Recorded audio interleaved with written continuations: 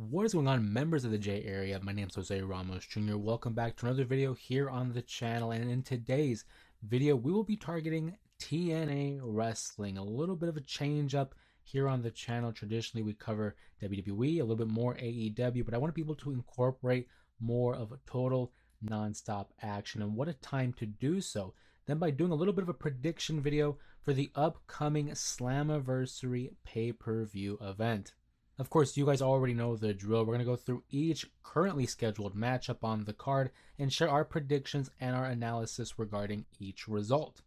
And if you do enjoy these predictions video, make sure you give it a like, comment down below some of your predictions revolving around the Slammiversary card, and subscribe to the channel to keep up to date with all things professional wrestling. And with that being said, let's just jump right into it. A staple of TNA wrestling, of course, is its X Division, and the X Division Championship will be on the line as Moose will be defending that championship against Leon Slater, who looks to be the youngest X Division champion in company history. It's been quite a year for Leon Slater, especially as of late with him teaming up with the Hardy Boys. And when you have a set of mentors like Matt and Jeff Hardy, you're pretty much in good shape as a young prospect. Of course, Moose and the system have been running roughshod over TNA for the better part of a couple years now. And with the story here is Moose being the dominant X Division champion.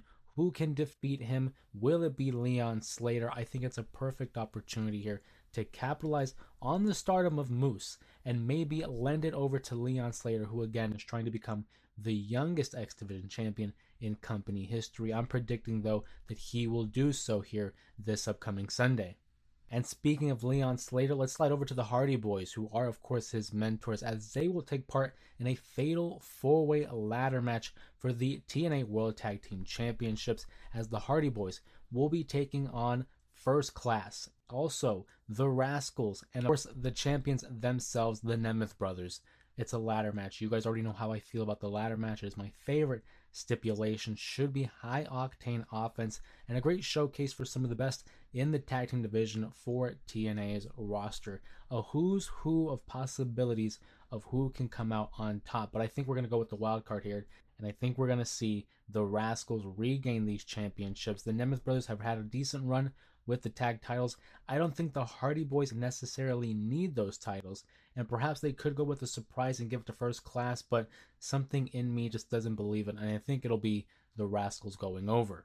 And speaking of the tag team division, let's slide over to the TNA Knockouts Tag Team Championships, where the Inspiration will be challenging the Elegance brand. A pretty straightforward story here. Obviously, the Elegance brand has been on top of the division for quite some time. The Inspiration recently returned to TNA, and I feel like this is the way to capitalize on their return. I have the Inspiration going over in a fairly easy matchup for them. Sticking with the Knockouts division, Tessa Blanchard and Indy Hartwell have developed a little bit of animosity over the course of these last few weeks, and it all comes to a head here at Slammiversary. Of course, Indy Hartwell, very known for her time in NXT and the WWE, and now going up against Tessa Blanchard, who is synonymous with not only TNA wrestling, but also a little bit of controversy. Being that she is a real-life heel, and they're playing into it here on TV, love Indy Hartwell, and I think it'd be a great opportunity for her to go over Tessa Blanchard, but I find it difficult for them to do so here. I think Tessa Blanchard goes over, continues to build up the ranks, and potentially challenges for the Knockouts Championship at a later event. And since we're on the topic of the TNA Knockouts Champion, it's a winner-take-all matchup. We're going to have Masha Slamovich, the Knockouts Champion, versus NXT's JC Jane for her NXT Women's Championship. Initially, heading into this event, I was really of the mindset that it would be Jordynne Grace going up against Masha Slamovich and having a rematch of their battles last year, but that would not be the case on account of one Blake Monroe heel turn. JC Jane versus Masha, winner takes all, and I look at it in the sense of this. Trick Williams is the TNA champion, being he is an NXT star, has the TNA championship in his possession.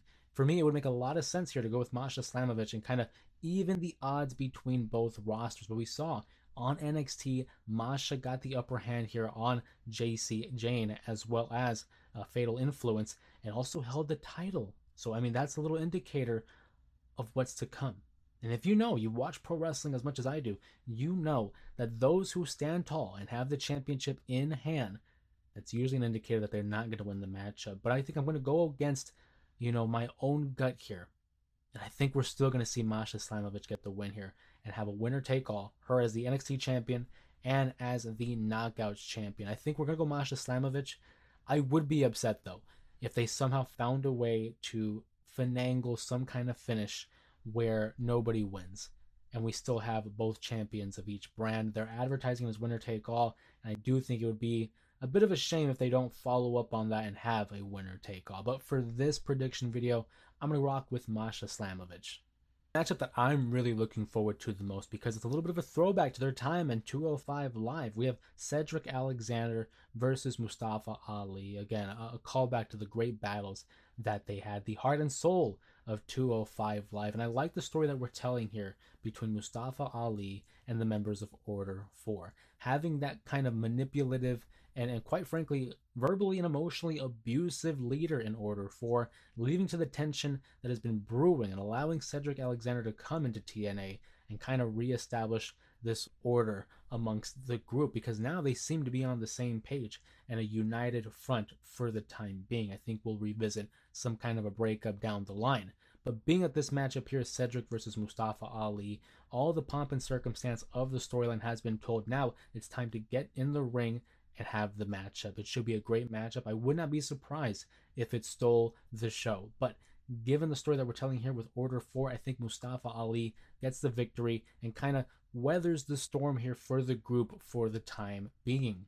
And finally, the main event, the TNA World Championship, will be contested in a triple threat match where Joe Hendry and Mike Santana both will be challenging Trick Williams for the TNA World Heavyweight Championship. I'm looking forward to this matchup as well, given the rise of Joe Hendry over the course of the last year, and Mike Santana, no slouch as well, who's been acquiring a bit of fanfare here in the recent months. I like the new attitude of Trick Williams. I like seeing this heelish tendency about him, even though it's rocking the boat. It's kind of riding the line of heel and cocky baby face. It suits him real well. It's been a good run for Trick Williams as the TNA champion, but being that it is the biggest show of the summer for TNA wrestling, I think we're going to see one of its members win the world championship.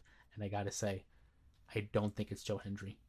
They're going to be in New York, right in the hometown, basically the hometown for Mike Santana. Of course, him being Puerto Rican, Boricua. A lot of people there in New York are going to be supporting Mike Santana.